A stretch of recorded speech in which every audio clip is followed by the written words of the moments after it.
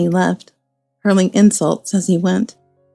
Left alone, I broke down in tears. What had I done wrong? I had done everything he asked of me at home, and I hadn't been a burden. Suddenly, he wanted a divorce? What could I possibly tell my parents? And with a potential child on the way, what was I supposed to do? These thoughts swirled in my mind, and I withdrew into myself. A few days later, I heard the front door open. Hey, anyone home? Doesn't seem like it, a woman's voice replied. A woman in a miniskirt, heavy makeup, and a sharp look clung to my husband. Yikes, you scared me. Thought you were trash, she exclaimed upon noticing me crumpled on the living room sofa. She looks like a ghost. How could you even stay with her?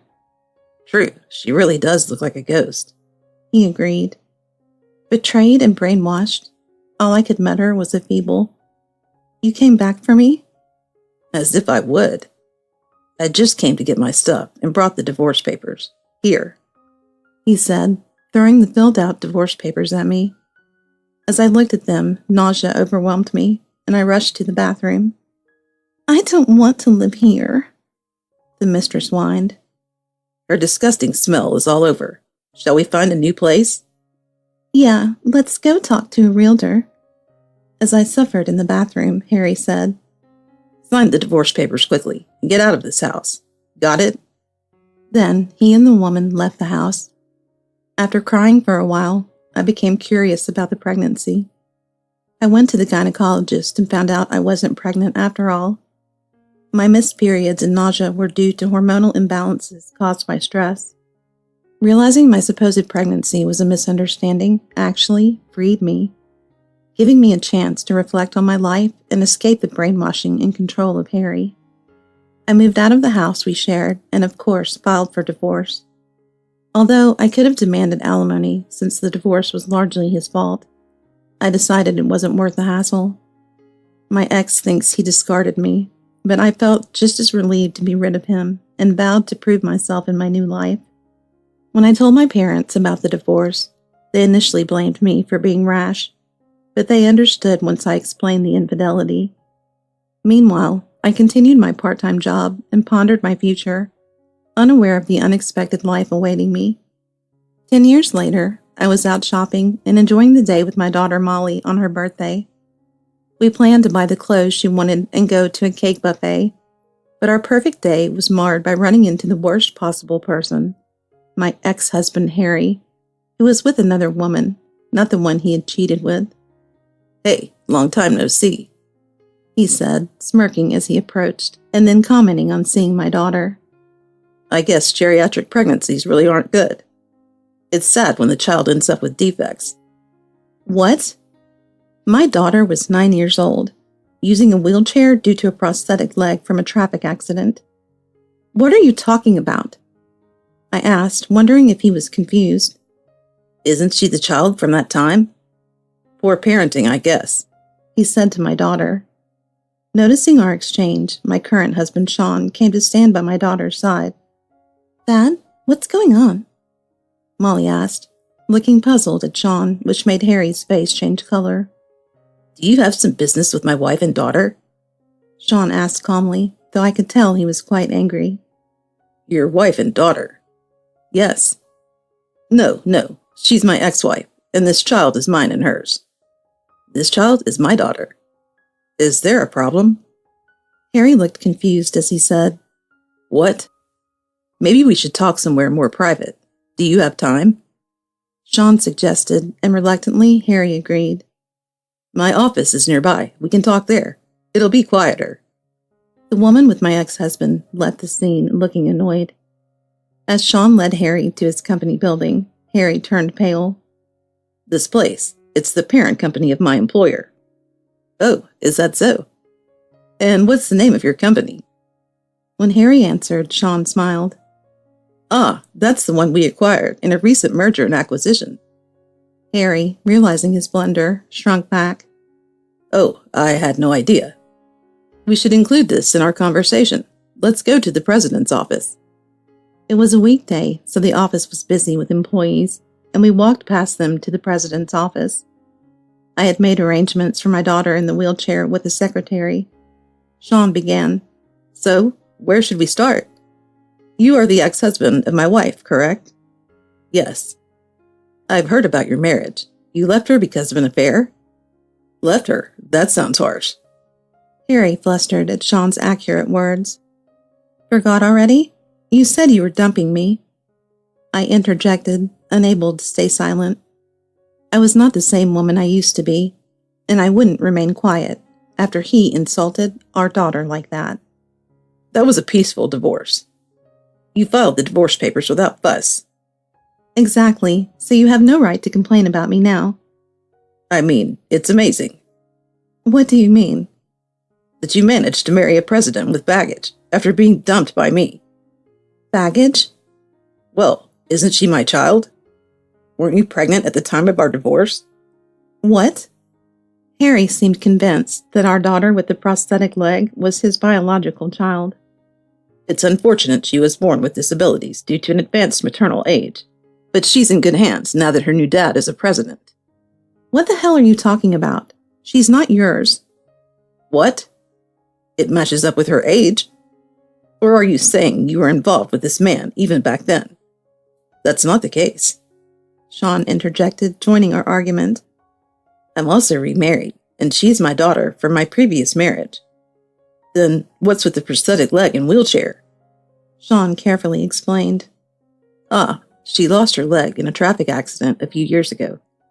And Maggie here was the one who took care of her at the time. Indeed, after my divorce, I chose a new path as a counselor. Realizing how manipulated I had been by Harry, I studied to become a psychological counselor to stabilize my own mental health. I earned my certification and worked at a welfare facility, aiming to support others like me, and that's where I met this girl just after her accident. She was struggling with the loss of her leg. Her mother had passed away, and her father, my current husband, was trying to open her heart, but it was challenging, and she was receiving rehabilitation at the facility.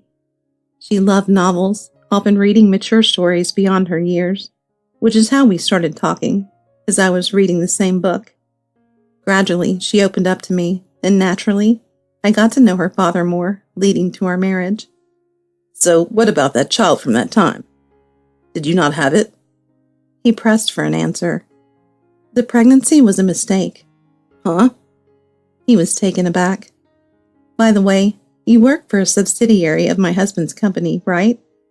Sean, my husband, elaborated. Yes, actually, our company recently acquired his, and we're collaborating on a children's project. He said this while glaring at Harry. Yes, that's right. I'm in charge of that project. What a coincidence. Harry stammered, clearly uncomfortable. Then I'm afraid we'll have to remove you from the project. What? Harry was shocked by the sudden exclusion from the project announced by the president of the parent company. I'll talk to your department head and have you removed from this project moving forward. Harry turned pale. Mr. President, involving personal issues in work matters, how is that appropriate? I'm not removing you for personal reasons. This project is critical for our company, and it represents a big opportunity for me. Please don't ruin my life plans, President. He pleaded desperately. I understand that. The woman you were with earlier is your company president's daughter, isn't she? I don't know how you convinced her, but it seems like you were trying to ingratiate yourself into the president's family.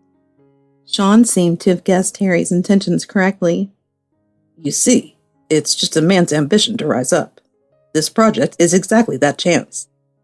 Please let me work on it, setting aside personal feelings. Do you understand what this project is about? It aims to promote better moral education for children. Of course I understand that. Yet you were willing to make discriminatory remarks about my daughter who is only 9 years old. I can't trust someone who doesn't consider a child's feelings to lead this work. But if you do that, not only will I miss out on a promotion, but I might not even be able to stay at the company. Please stop this. Forgive me. I just slipped up thinking she was my own child. Even if she were your child, you shouldn't say things like defective. Hey, help me out here. Harry turned to me, crying for help. What are you talking about? You reap what you sow. You being with that child caused this mess. What are you going to do about it? He accused irrationally. It's all your fault. Everything would have been fine if I hadn't met you. What have you done? He said, despite it all being his own doing. Seeing him so desperate, Sean pressed harder.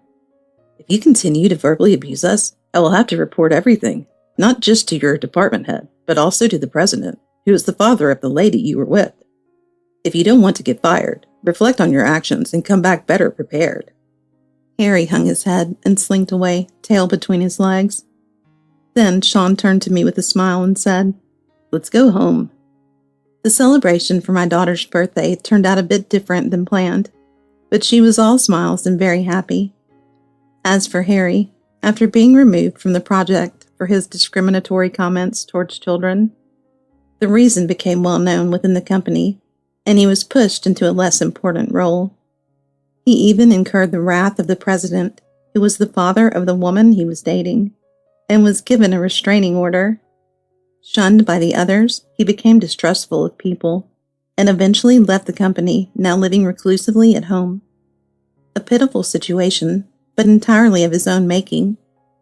As for me, I've been living happily since then. My daughter has gotten used to her prosthetic and is nearing the end of her wheelchair-bound days.